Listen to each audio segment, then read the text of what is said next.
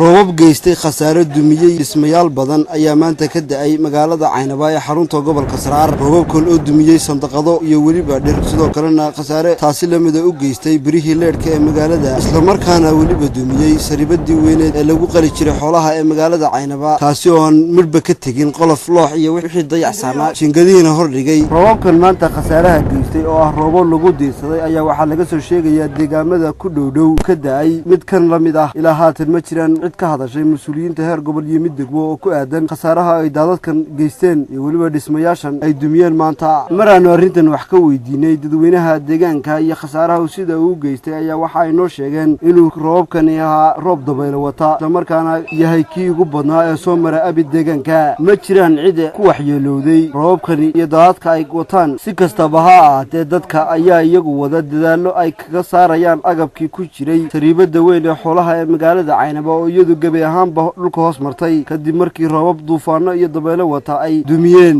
roobkan oo iyagu ahayn qaar sameeyay biyo dhig wanaagsan isla markaana watay dabaylo iyo duufaano ayaa ah markii ugu horeysay ay deegaanka soo maraan maxamed aadan dirir telefishinka caalamiga ee Somali Channel Caynaba